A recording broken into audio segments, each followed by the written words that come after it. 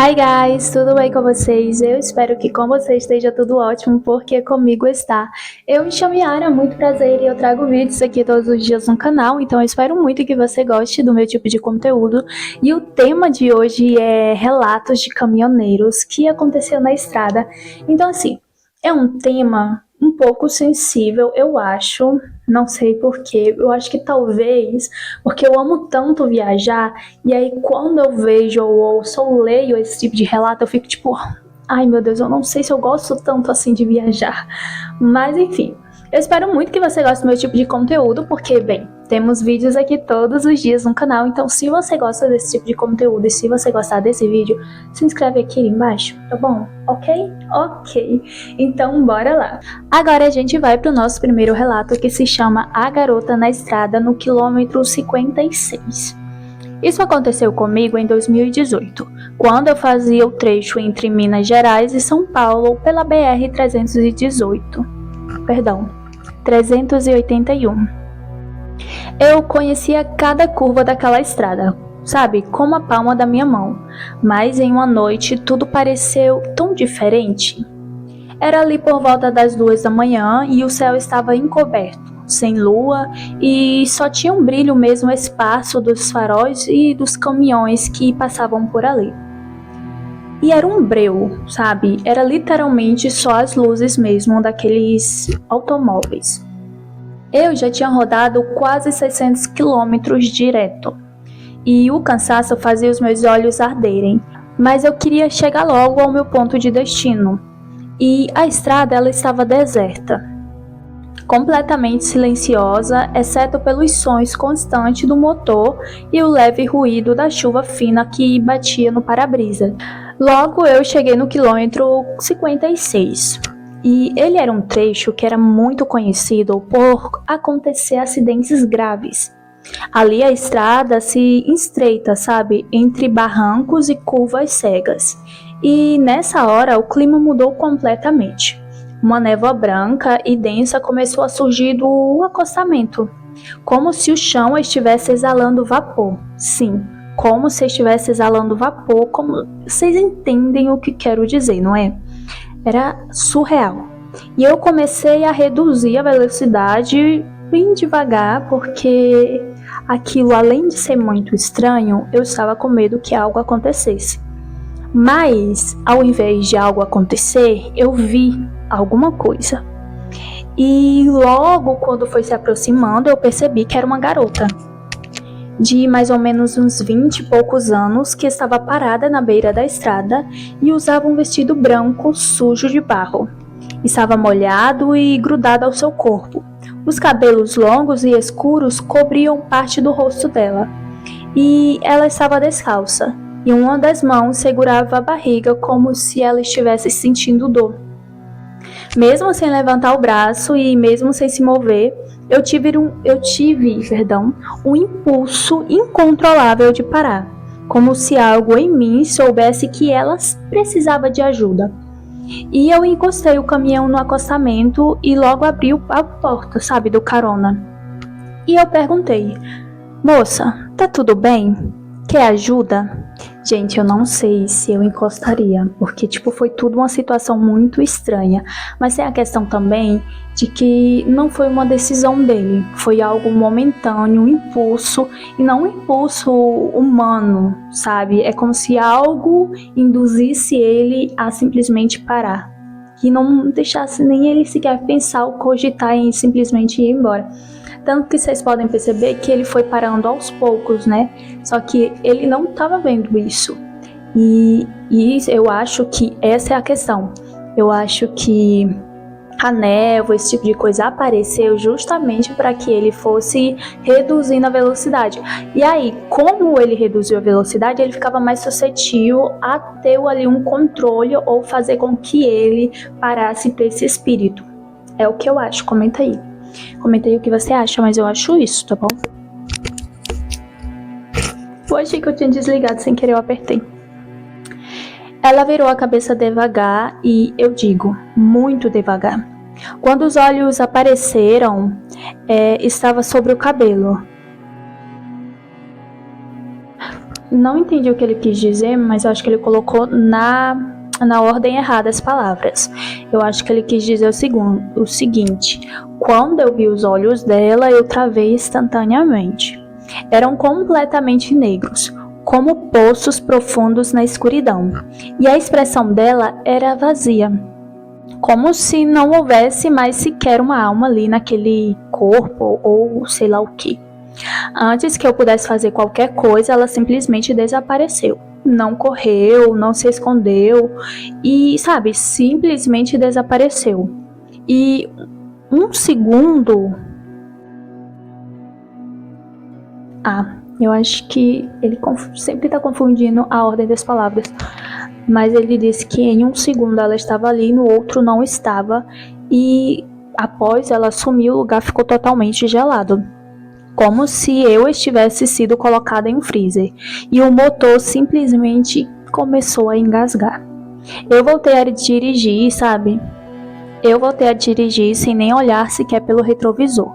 Quando eu cheguei ao posto de Mariaporã, completamente pálido e trêmulo, eu contei a história a um colega mais velho, sabe? E ele me olhou com uma cara séria, respirou fundo e disse: "Você viu a moça do quilômetro 56. Teve um acidente com uma caminhonete ali em 2002 e ela estava grávida. Morreu antes do socorro chegar. Desde então, volta e meia alguém ou algum caminhoneiro para achando que é gente viva. Nunca mais passei naquele trecho de madrugada e confesso que até hoje, às vezes, eu ainda escuto a voz dela dentro da minha cabeça." Nossa, será se todas as pessoas que já viram ela ainda ouvem essa voz? É um bom ponto. Vocês não acham? Eu acho. E a questão ali dela tá com a mão na barriga, eu acho que quando ela morreu, ela estava grávida. E por ela ainda aparecer ali, isso é um dos quesitos também que eu acredito que ela se prendeu, ou o espírito dela acabou se prendendo ali. O fato dela ficar aparecendo de vez em quando, acredito que seja pelo quesito dela ainda estar esperando ajuda, e tem a questão também de que ela estava grávida e tudo isso. Também acho que, entre aspas, né, eu posso abrir essa questão, que possa ser um espírito inteligente. Eu digo pela questão assim, ela não... Como eu posso explicar? Não pode ser classificado como... Aí agora está sumindo as palavras da minha boca. Como impressão, pelo fato de que é o seguinte... Ele foi toda uma questão de ambiente, vamos dizer assim. Veio as névoas, que fez com que ele foi parando, e tem ali a questão de que o espírito se virou para ele, sabe? Quando o espírito se comunica, sabe, com a pessoa, então quer dizer que não é uma impressão. Ali não se comunicou diretamente, mas eu acredito que sim, comunicou-se indiretamente, pois virou para ele, tanto que ele disse que viu os olhos e tudo mais. Tem a questão também de que ele perguntou, né? Quando ele perguntou, ela simplesmente sumiu. Só que tem a questão de que, tipo, o clima, que já era bizarro, mudou mais ainda, ficou mais gelado ainda. Eu não acredito que seja uma impressão. Pode sim, muita gente eu acho que vai dizer isso pode ser uma impressão. Mas a impressão geralmente é um acontecimento que aconteceu. Ai, ficou estranho, mas vocês entenderam, sabe? Ele mostra fatos, por exemplo.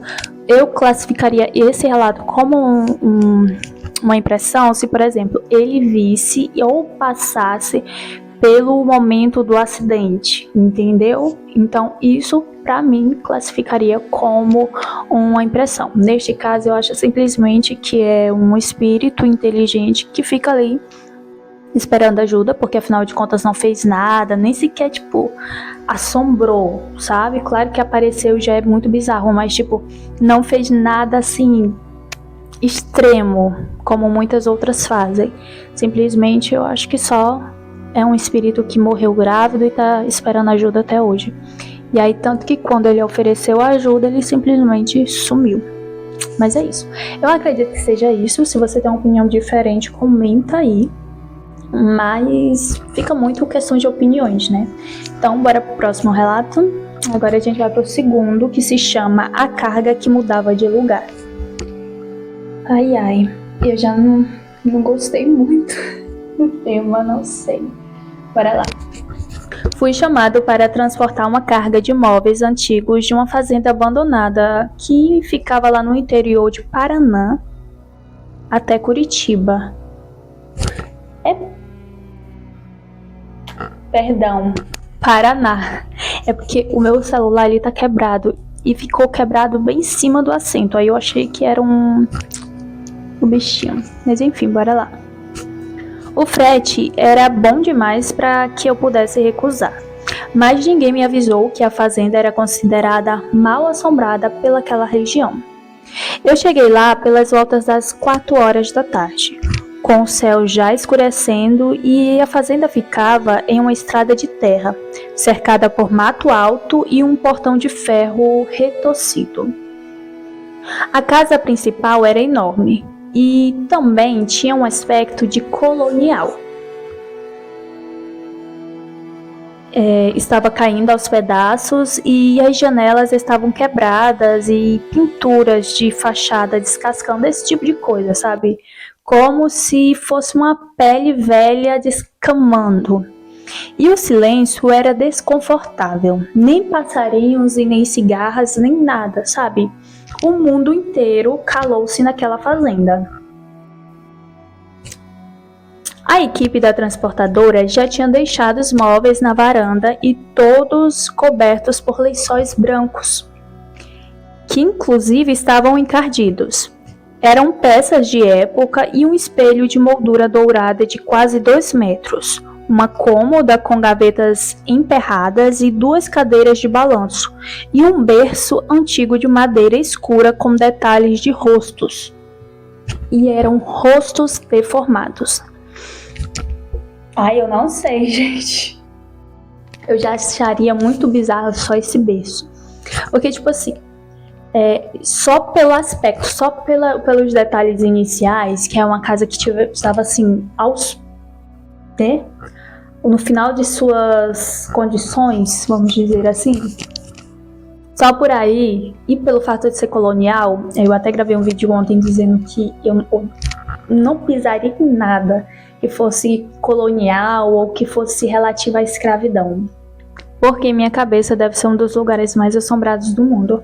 Mas imagina aí, você chegar num lugar desse, todo caindo aos pedaços, um lugar que assim, já tem toda uma história colonial. Porque, gente, é muito distinto uma fazenda colonial ou qualquer coisa que for e um outro imóvel que está caindo aos pedaços. É muito distinto, você consegue distinguir.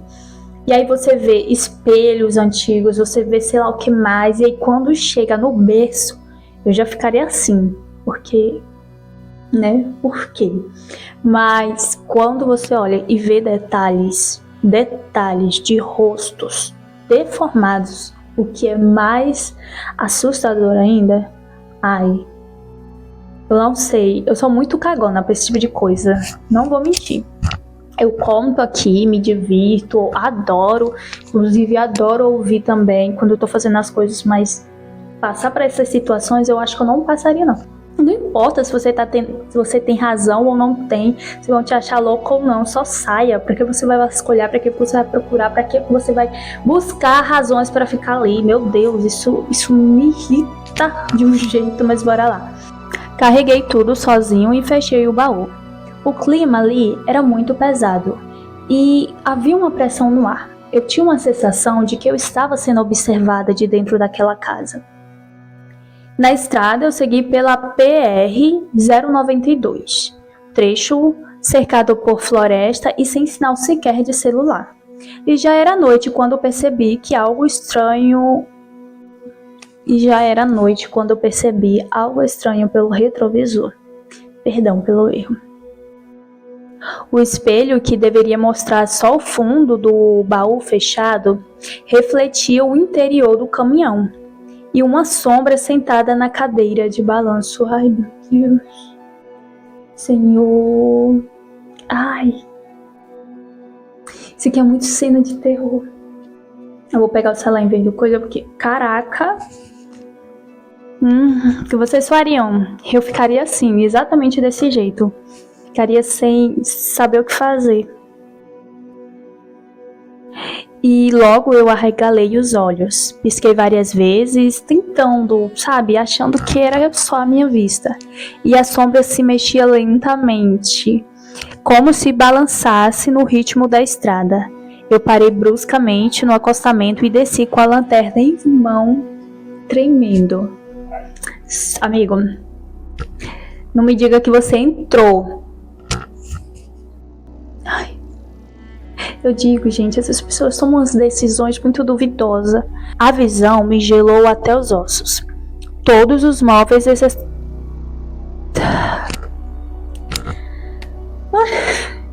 Bora lá. Todos os móveis estavam fora do lugar. A cadeira de balanço balançava sozinha e havia marcas de mãos pequenas nas paredes internas do baú, como se uma criança estivesse sentado ali, sabe, brincado ali, ou tentado sair dali, esse tipo de coisa. A madeira do berço estava rachada e a temperatura dentro do compartimento era mais baixa do que lá fora. O espelho tinha embaçado sozinho e escrito nele com dedos estava a palavra mamãe. Fechei tudo com força, nem prendi direito a trava, sabe? Subi no caminhão e fui até Curitiba sem sequer parar e com o coração, assim, batendo até o pescoço. E na loja de antiguidades, ao descarregar a carga, o dono ficou observando os móveis com atenção e disse, quase como um sussurro: essa mobília foi de uma casa onde uma família inteira sumiu. Principalmente a filha mais nova. Ela tinha apenas 7 anos. Sumiu no berço. Nunca encontraram o corpo. Dizem que ela ainda procura a mamãe. Fui embora e desde aquele dia não aceito mais sequer frete de mudança antiga. Nunca mais. Gente, eu juro. Aqui no final, quando esse cara, ele ficou falando isso, me arrepiei toda aqui embaixo. Sabe, minhas pernas se arrepiou. Que meu Deus, tô arrepiada até agora, tô até sentindo. Nossa, que sensação ruim. Cara, e tudo, sabe, tudo que mexe muito com criança me dá um negócio assim no corpo inteiro. Eu acho que criança é espírito, que seja de criança ou espírito que acaba tomando a forma de criança, me aterroriza muito. Chega perto muito de boneco ou boneca. Eu tenho um pavor extremo. Tipo, eu posso ver uma boneca durante o dia. Eu posso pegar nela, tipo. Mas eu nunca quero pegar numa boneca à noite. Odeio boneca, simplesmente. Eu sei que quando eu tiver uma filha, podem ter certeza de que ela não terá uma boneca sequer, ok? Isso eu já falei e sempre vou falar. Nunca dei boneca porque eu jogo fora. Não me importa quem deu, eu nunca vou comprar. E se alguém der, vai por lixo, não ligo. E tem muita agora a questão, né? Ai, perdão. Muita questão dos móveis antigos. Gente, a pior coisa do mundo é a pessoa comprar, receber o que for sobre móveis antigos de pessoas que morreram. Ou de pessoas, por exemplo, nesse caso, que desapareceram. Eu achei muito interessante a questão. Vou tirar o meu pezinho daqui, que eu sou assombrada. E o pezinho tava assim pra frente, só que eu tô gravando de frente pra cama, e aí tem um espacinho. E eu sou muito paranoica, mas enfim. Tem a questão da criança que eu falei, né? Ela procura a mãe, então nitidamente nós podemos ver que o primeiro e o segundo relato não são relatos que realmente aconteceu algo assim extremo, que era, por exemplo, o espírito tomando forma da criança, ou a criança buscando vingança. Não, simplesmente estavam buscando ajuda. Eu acredito que seja isso. O primeiro, eu acredito que ela ainda espera ajuda, e quando alguém vai ajudar, ela simplesmente some, porque vocês podem ver que a primeira situação do primeiro relato, ele induz a pessoa a ajudar. Já nesse segundo aqui, a gente pode ver que só o cara foi fazer o frete e aí, né, o espírito ainda estava naquele local, naqueles móveis. Mas sabe o que me pegou agora? E será, né? E se for aquelas imagens de rostos deformados? E se for a família? Mas pior que não tem como saber, né? Porque são os rostos deformados. Então, tipo assim, você já tem a noção, né? Mas e se for? É uma boa possibilidade, uma boa teoria, não acho? Eu acho. Mas aí a questão é, o que aconteceu, né? O porquê? E não dá pra dizer que foi a criança que fez isso, porque a criança, segundo a história do Senhor, ela procura pela mãe. Então assim, né? Mas por que só pela mãe também? Por que não pela família inteira? Ui, muitas perguntas. Mas eu gostei. Não aconteceu nada com o cara, só teve ali um momento. Mas, gente, nunca na vida que, tipo, eu ia ver uma cadeira se balançando ou uma forma escura ia ficar ali. A gente vai para o nosso terceiro relato, que se chama O Posto Abandonado da BR-020. Era por volta das 3 da manhã e a chuva caía fino. O meu limpador, sabe, o para-brisa, ele já estava dando sinais de que não ia funcionar mais. E foi então que eu vi o posto à frente. Esse posto, ele era velho, escuro, mas com luz acesa, o que deu a entender que estava em funcionamento. E foi ali que a minha noite virou um pesadelo. Eu dirigia por mais de 9 horas e estava tentando chegar no Ceará o mais rápido possível. Os meus olhos estavam vermelhos, a garganta seca e o rádio já sequer nem funcionava mais naquele trecho. E de repente eu notei um posto de gasolina que estava surgindo ali em meio à escuridão, com um letreiro de abastecimento 24 horas, entre aspas, pendendo por um fio e rangendo com o vento, e vocês entendem, né, que o letreiro estava assim, decadente. Apesar da aparência ali, a loja de conveniências tinha luzes fluorescentes tremulizindo, como se ainda estivesse em funcionamento. Eu logo estacionei ao lado da única bomba de combustível, que estava velha e enferrujada, o que por si só já era muito estranho. Mas como pisou ainda ali brilhando, sabe, que estava dando uma pontuação ali de 00.00, pronto para usar, entre aspas. E isso me intrigou bastante, mas eu saí do caminhão logo com o pé já foi afundando ali em uma poça de lama que era espessa. O cheiro era o pior que se podia imaginar. Uma mistura de combustível antigo, coisa queimada e carne apodrecida. Mas mesmo assim a porta de vidro da loja estava entreaberta, rangendo como, sabe, um grito abafado. E lá dentro o lugar parecia congelado no tempo. Latas de refrigerante com design lá dos anos 90, salgadinhos vencidos, jornais amarelados falando da morte do Ayrton Senna, mas o balcão era o que mais me perturbou. Atrás dele estava um homem com o uniforme da rede de postos, com os olhos abertos demais, como se olhasse através de mim. A pele dele estava acinzentada e descascando, inclusive, enfim. E um zumbido tomou conta do ar. As luzes piscavam cada vez mais forte e quando deu um passo para trás, ele se mexeu. E a sua mandíbula caiu. Literalmente caiu, batendo no balcão como madeira podre. As luzes se apagaram e um grito abafado veio de dentro da loja, como se muitas vozes chorassem ao mesmo tempo. Corri, tropeçando nos tapetes molhados. Voltei ao caminhão e, ao olhar para a loja, ela estava do lado de...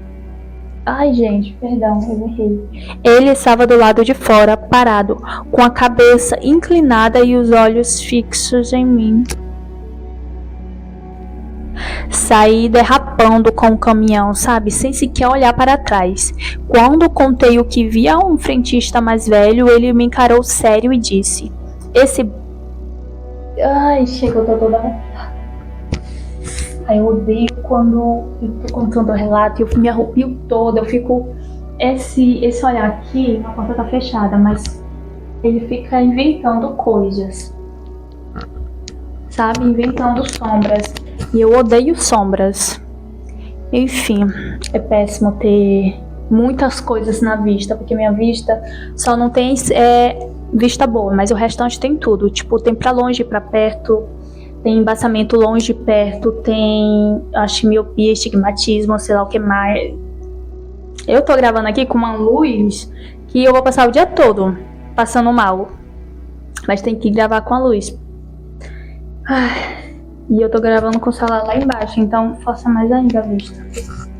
E gravar com o óculos fica refletindo, eu não gosto, então... Enfim, aí fica tudo isso acumulando, entendeu? Eu fico com o arrepio, fico com a vista aqui pegando peças, mas eu sei que não é nada, é porque ela sempre fica assim mesmo. Eu não sei se isso é consequência de tanta coisa que eu tenho na vista, vai saber. Enfim, bora lá. Esse posto pegou fogo há mais de 15 anos. Morreram 3 funcionários lá dentro, mas às vezes ele volta. E, gente, esse relato aqui, ele é muito perturbador porque tem uma série de camadas sensoriais como cheiro, luz, os sons metálicos. Também tem aqueles gritos horríveis. Gente, imagina o quão perturbador deve ter sido para ele ouvir os gritos, porque certamente vai ser os gritos de quando as pessoas estavam morrendo naquele jeito, daquele modo, vocês entendem? Deve ser muito perturbador. E é um ambiente que foi parado no tempo. E os mortos, entre aspas, né, porque a gente não sabe se fez a passagem ou se ainda está ali. E aquela cena ali, gente... Eu fico pensando que eu acho que aquilo ali não se classifica também como impressão, não, porque já ele não teve uma comunicação direta, mas a pessoa que estava naquele balcão, que vamos classificar como pessoa, né, ela olhava para ele, tipo, com os olhos muito abertos e a boca caiu. É igual eu falei pra vocês, impressão é quando você revive um momento que foi real, e não quando você vive uma coisa que nitidamente é algo sobrenatural. É claro que impressão é sobrenatural, eu entendo isso, vocês entendem o que eu quero falar? E aí, aquele negócio saiu pra fora e ainda ficou olhando ele partir. Gente, isso é muito absurdo, eu acho. Ai, comenta aí o que vocês acham, mas eu acho isso uma coisa assim, sabe, surreal demais. E é uma ideia assim, sabe, de gente, de espaço-tempo preso entre 2 dimensões, como se aquelas pessoas que morreram, eu tô falando assim porque eu tô gravando aqui bem pertinho da janela, então eu gravo todo dia vídeos, e às vezes, né, tanto gravo quanto ouço, às vezes as pessoas podem pensar que eu faço alguma coisa, né? Vai saber, né, gente? Vai saber. Se vocês soubessem o quanto minha vida já foi atribulada sem sequer rodar motivo, imagine eu, né, fazendo esse tipo de coisa. Entre aspas, né, fazendo esse tipo de coisa, porque eu não faço nada, só tô gravando. Aí vocês entendem. E é como se eles estivessem presos. Eu não sei se eu falei isso porque eu me distraio muito e vou esquecendo o que eu falo, mas é como se eles estivessem presos entre a vida e a morte e revivessem suas mortes. E isso é uma coisa de louco, entre aspas, revivessem a sua morte, né? Porque, gente, deu a entender como se... Eu não quero ofender nada, tá? Mas deu a entender como se os mortos estivessem trabalhando nos lugares que morreu. Então isso sabe, muito... Mas a coisa mais assustadora, eu não sei se foi, tipo, ele vê aquela pessoa no balcão. Às vezes eu falo assim, sem querer. Ou se foi, tipo, ver a pessoa e a mandíbula da pessoa cair no balcão. Ou se foi, tipo, ver aquela pessoa ali, você desesperado querendo sair, a pessoa simplesmente parada olhando assim pra você. Isso é mandíbula, tá? Porque lembra que a mandíbula caiu, então... Surreal. Pelo menos o do caminhoneiro, ele só simplesmente foi embora, né? Depois daquele acontecimento que já é surreal. Mas ninguém tava ali olhando pra ele de um jeito esquisito, ele indo embora, gente. Porque desconcerta, vamos admitir, desconcerta. Imagine você já no terror, e aí alguma coisa ainda tá ali te observando de uma forma macabra. Ai, eu não sei. Então, bora pro próximo. Hoje tem muito, tá? Então o vídeo vai ficar um pouquinho longo, porque eu disse, não, hoje eu quero fazer um vídeo longo, porque eu tô me sentindo tão mal ultimamente, e eu não tô conseguindo manter a rotina. Acho que já tem uns 2 dias ou 3 que eu quebro a rotina de gravar todos os dias. Por quê? Porque eu não lembro o primeiro. Eu acho que o primeiro eu não tava bem, porque quando eu gravo o vídeo, no outro dia eu fico malzona. Entende? E aí, mas não é questão espiritual não, é mesmo questão de vista, por causa da luz, entendeu? E aí, acaba que eu ainda tenho que editar e tudo mais. E eu fico malzona por todo o estresse, né, que tem. E eu fico repetindo e gente, gravar vídeo assim, tem que ter muito cuidado. Então eu sempre analiso muito o que eu vou falar e eu gravo e depois eu vou lá e vejo se eu falei correto, enfim.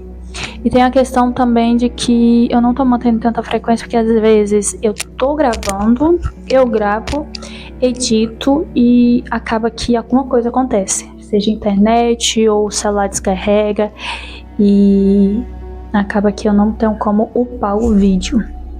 Ah, eu posso botar no carregador e coisa? Posso. Só que eu não gravo no meu celular, né? Então eu tava pretendendo comprar um pra mim agora, mas não vai dar certo. Então, enfim. Então bora pro próximo. O nome do próximo se chama Rádio Sintonizado no Além. Eu dirigia pela serra e, bem, eu me chamo Carlos. E eu estava sozinho quando o rádio começou a captar algo que eu não conseguia entender como estava acontecendo, mas eu sabia que não era do nosso mundo. Era uma frequência sem nome, uma voz que conhecia tudo sobre mim. Era madrugada, cerca de mais ou menos umas 2h40, e eu cruzava um trecho isolado da região serrana entre Santa Teresa e Fundão. Estava escuro como um breu, e a entrada era cercada por mata fechada, inclusive. Liguei o rádio para me manter acordado, mas de repente o dial começou a girar sozinho. Como se uma mão invisível, sabe, buscasse ali uma estação específica. E parou especificadamente numa estação que era 106.6. Só que instantaneamente gerou um silêncio. Depois um sussurro feminino. Você está ouvindo a Estação da Saudade, onde os mortos ainda falam. Preciso respirar, gente. Que coisa. O volume começou a aumentar sozinho, mesmo com meu botão de controle girando ao contrário, inclusive, viu? Uma música antiga que começou a soar um pouco familiar. E começou a tocar. Era o tipo de canção que a minha mãe cantava quando eu era bem pequeno. Um problema é que... Bem, o problema naquele momento é que a minha mãe tinha falecido em 2005. Logo após, a mesma voz murmurou, só que ela chamou o meu nome. E tem mais, ela disse para que eu olhasse o banco de trás. Mas como assim? E ela depois murmurou meu nome completo. Logo eu gelei e fiquei paralisado, sim. E o banco de trás estava vazio, mas o espelho retrovisor estava embaçado. E com o dedo alguém escreveu, perdão. É que eu tô nervosa. Você não deveria estar aqui. Desliguei o rádio com tudo. E ele ligou sozinho, inclusive 3 vezes. Cada vez a voz ficava mais distorcida, até se tornar grunhidos animalescos. E só parou quando a primeira luz da manhã surgiu através das montanhas. Fica aí a pergunta para saber se era realmente uma ligação, né, entre aspas, porque eu não estou falando de ligação, gente, tá, no telefônico ou esse tipo de coisa, não, estou falando de ligação de elo entre o mundo dos vivos e dos mortos. Mas se é esse o caso, então por quê? Porque aquilo se tornou grunhidos animalescos. Eu acho que aquilo ali era uma armadilha, não tem lógica, não sei. Comentem o que vocês acham. E tem muita questão também, gente, que sugere que é algo inteligente, tá? Tipo, algo realmente assim que tem uma consciência, sabe, lá no outro lado. E é uma questão assim que é uma presença que ela acaba, por algum motivo que eu desconheço, ela tem, eu acho que ela não tem, mas ela conseguiu de alguma forma ter algo ligado a memórias dele, ou algo emocional, né? Porque pegou logo na mãe. Então é algo muito inteligente, muito além. Eu acho que não acredito que seja só uma assombração, não, porque assombração, penso eu, que ela se liga muito a fatos antes de sua morte, né? E ela não vai simplesmente, sabe, armar um plano assim. Não sei. Será que talvez não tenha sido o Sete Além? Sabe, uma ligação entre ela e entre os Sete Além? Que pode ser, né? Porque Sete Além tem muito essa coisa macabra, assim, ao extremo. E, bem, eles também tem uma atitude mais humana também, porque tem muitos relatos em que pessoas que deram esses relatos contam que, tipo, você não é daqui, você tem que ir embora, você tem que sair, ajuda a pessoa a sair. E aí, pode ter sido isso, tipo, uma pessoa, né, do Sete Além, entre aspas, fez meio que essa ligação entre ambos os mundos e não sei explicar como saberia, né, nome completo, mãe, esse tipo de coisa, mas pode ser, vai. E aí, gente, eu tô pasma, juro, eu tô aqui só pensando. Tô tentando, eu juro, eu tô tentando montar uma tese aqui que faça sentido, porque tá tipo assim, surreal, eu não consigo. E aí, bem, eu penso que seja alguma coisa relativa ao Sete Além, que tentou se comunicar com ele, não deu certo. E aí eu tentei fazer mais detalhes, tá, gente? Mas aí, se eu for fazer detalhes, eu vou ficar aqui pensando, montando teorias mil e uma. Então eu vou na que mais vem na minha cabeça. Tentou se comunicar com ele, tentou usar ele, né, emocionalmente, não conseguiu, porque nitidamente ele percebeu que era algo muito além e que envolvia algo psicológico também. E aí ele pegou e simplesmente ia tirando daquela frequência, né? Eu acho que é frequência, estação de rádio. E aí começou a se tornar algo animalesco, porque percebeu que ele não ia ser tão tolo assim. Até porque ele estava assustado, com medo, e simplesmente optou por tirar daquele lugar. E agora eu vou voltar aqui só para me ver. Tem a questão que fica. Aquilo que apareceu no retrovisor, né, que foi um dedo que escreveu, acho que deve ter sido um dedo invisível. Aquilo estava avisando ou estava ameaçando? Segundo o que ele, né, escreveu no relato, disse: você não deveria estar aqui, fecha aspas, primeiro abre aspas, depois fecha. Você não deveria estar aqui. Isso foi uma ameaça ou foi um aviso?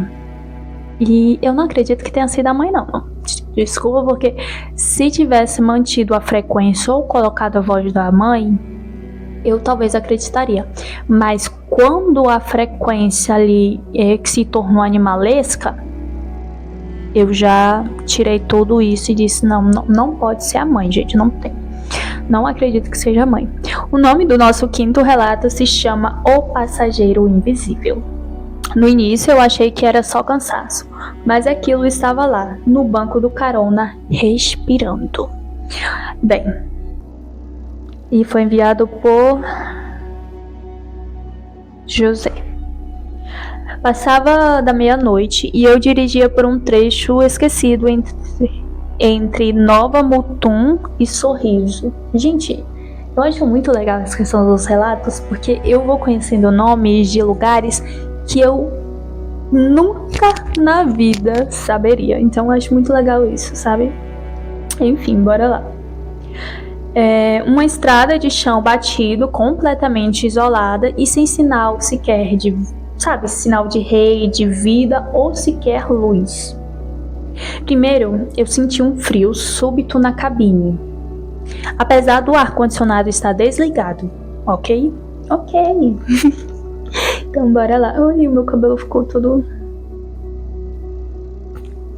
Depois, o banco do carona afundou, como se alguém pesado tivesse sentado ali. Eu olhei de relance e vi o cinto esticado e a fivela travada no encaixe, sozinho. Quem tá aí? Perguntei. E, bem, foi em voz baixa, mas minha própria voz saiu muito trêmula. A temperatura, ela caiu ainda mais, e eu comecei a suar instantaneamente, mesmo assim, tremendo. Ouvi uma respiração pesada ao meu lado, como se tivesse alguém com asma ou morrendo. Quando me virei, não havia ninguém, mas o banco estava sujo de terra, como se alguém tivesse entrado no mato e voltado. Parei o caminhão e acendi a luz da cabine. No espelho lateral, vi uma silhueta pálida sentada ao meu lado. E estava sem rosto, com os braços compridos até demais. Dei partida e, sem pensar, na cidade seguinte desci e o banco ainda estava morno. E o vidro da porta do carona, escrito com dedo, tinha algo escrito com dedo. Você me levou, agora eu vou com você. Gente, eu juro o quanto eu tô me arrepiando hoje. E quantos relatos eu separei? Me diga, porque nem eu sei. Eu sei que eu disse, não, hoje eu vou fazer um vídeo comprido, porque eu tenho que compensar os dias em que eu não postei. Só que eu tô me arrepiando com todos, eu tô tipo assim, meu Deus. Mas enfim, eu acho que esse aqui é o nosso último relato. É o último relato, You are the champ. É assim que canta? Eu não sei. Eu só tô imitando meu marido. Bora lá. O caminhoneiro que voltou diferente. 2 dias sumido. Quando voltou, era como uma sombra. Como se o Kleber tivesse morrido e alguém ocupasse o seu corpo. Gente, eu lembrei muito da Anitta. Sabe, todo mundo tá dizendo que ela não é mais ela, né? O que vocês acham? Saímos de Uberaba, com uma carga leve e cada um pegou uma rota diferente. Marcamos de nos encontrar no Poço Calunga, em Itumbiara. Horário combinado era mais ou menos ali entre as 6 horas e Kleber, ele nunca se atrasava. Ele desapareceu por 2 dias. E na madrugada do 3º dia, o caminhão dele apareceu no pátio, perfeito, limpo e o tanque cheio, mas o estranho era ele. Kleber desceu devagar, o rosto inexpressivo e os olhos sem brilho algum. Era como se os seus olhos fossem de vidro e não transmitisse sequer emoção. Logo eu perguntei, Kleber, onde você estava, cara? Todo mundo tá preocupado contigo. Ele me olhou e perguntou, você me conhece? E, cara, aquilo gelou até o meu sangue. A espinha. Vocês entendem? E não era uma piada. Aquela cena não era uma piada. A gente estava tudo muito sério, afinal de contas ele tinha sumido, mas quando ele voltou, ele agiu como se não me conhecesse. Ele estava falando pausado, com frases sem emoção alguma, como se tivesse aprendido português sequer assim, sabe, há pouco tempo, vamos supor, semana passada. E à noite, ele foi dormir no caminhão. Um colega ouviu ele falando sozinho e rindo baixinho, e batendo a cabeça contra a porta. Na manhã seguinte, ele tinha sumido novamente. O caminhão estava lá, mas a chave estava dentro da cabine e trancada por dentro. O banco estava revirado com marcas de mãos nas paredes e a seguinte frase escrita com graxa no teto: "O que voltou não é ele". Claramente aqui é um relato de substituição, a gente pode ver. É mais uma questão assim de um tema abordado por lendas urbanas e ufologia, né? Isso aqui me lembra muito o vídeo que eu fiz de crianças que somem. Mas claramente aqui não voltou, não foi tipo ele traumatizado, quebrado. Não, quem voltou foi claramente uma outra coisa que tava imitando, sabe? Era algo mal, nitidamente era mal, que tava imitando ele. E tem a questão ali dos detalhes dos olhos, fala, risada e todas as expressões em contexto. Só que o que pega é que ele tinha sim expressão, ele sim sabia, né? Só que ele tinha o prazer na dor, vocês perceberam isso? Porque ele batia a cabeça, se eu não me engano, ele batia contra, né, ali eu acredito que seja contra a caixa ali do baú, contra o baú, ou sei lá, a parede, alguma coisa, eu não lembro. E ele sorria e, vocês entendem? Masoquista, um ser masoquista, literalmente. E teve também a questão ali da mensagem de trocas, né? Só que a questão é, o amigo não colocou, ele voltou? Eu queria saber isso. Não, assim, eu sei que o ser voltou, né? Voltou, não era ele, mas voltou depois desse sumiço aqui no último, que ele disse que ele sumiu e só deixou a mensagem. Isso que fica muito. E falando também em relação a bater cabeça, né, com outra coisa, eu já cheguei a esse ponto, gente. Eu não tava endemoniada nem nada, mas eu tava numa situação em que eu já não aguentava mais. E eu já cheguei, tipo, a bater a minha cabeça contra os portais da porta. Mas eu acho que foi só uma vez, eu não lembro de outra vez. Ou foi várias vezes na mesma semana, eu não lembro. Porque eu já não aguentava mais aquela situação, inclusive foi com meu ex. Eu já não aguentava mais aquilo, eu não queria mais aquilo.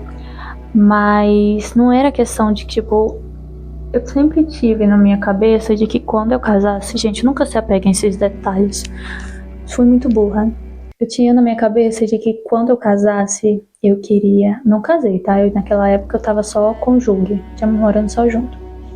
Mas mesmo assim, eu não queria me separar, não queria estar trocando de pessoa, não queria esse tipo de coisa. Eu não queria ser a minha mãe, que eu não conheço. Se um dia você ver esse vídeo, eu não queria ser você. E eu não quero ser você até hoje. Que fica trocando de marido, que fica tendo um filho de cada homem. Sempre tive isso na minha cabeça. Então eu me recusava a ser ela. E foi isso que me prendeu a ele, e foi por isso que eu vivi tanta coisa que eu poderia simplesmente não ter vivido. Mas por outro lado, se eu não tivesse vivido, eu não teria me separado naquele tempo, e naquele tempo ideal eu conheci o meu marido atual, que é, gente, a melhor pessoa do mundo. Ele é exatamente o contrário do que o anterior. Ele é exatamente o contrário. Eu sou a pessoa mais mimada do mundo, literalmente, mais mimada do mundo, tudo que eu quero é ele me dar. E eu sou muito feliz. Hoje eu sei que eu posso dizer que sou muito feliz. Mas vocês pode também, se eu fosse fazer uma análise da minha vida, eu poderia dizer também que aquele momento foi um momento muito crucial, tanto pra eu saber o que eu não quero pra minha vida, quanto pra eu conhecer o mundo espiritual. E muitas outras coisas, né? Também teve muita manipulação e pra identificar, gente, eu era muito ingênua antes. Tanto que eu fiquei com essa pessoa justamente porque uma outra pessoa que eu considerava muito, apesar de ser a pior pessoa do mundo e eu só percebi isso hoje, disse, né? Me induziu. O que não justifica, mas me levou até onde eu estive. Mas enfim. Eu espero que vocês tenham gostado do vídeo de hoje, porque eu gostei de estar aqui. O vídeo saiu enorme, mas se você gostou, aí eu fico tão feliz se você chegou até aqui, porque é o meu primeiro vídeo grandão. Mas enfim, é isso. E, gente, eu contei. Eu sei que eu poderia. Gente, eu tive a ideia agora de um vídeo, inclusive, pra me contar a minha história de vida. E eu poderia classificá-lo como Maledite. Cara, eu nunca pensei que eu teria uma história. E de Maledite. Não que isso seja bom, isso não é bom, porque quem viveu foi eu. Mas vocês compreendem que eu tenho uma história, pelo menos. Eu não sei se isso é bom. Eu fico feliz e ao mesmo tempo eu fico tipo, não sei se isso é bom. Nossa, cara, eu parei pra pensar. Realmente, eu tenho uma história pra vocês. Uma história grande, longa. Cara. Mas enfim, eu espero que você tenha gostado do vídeo de hoje, porque eu gostei de estar aqui, ó. Beijo, até o próximo.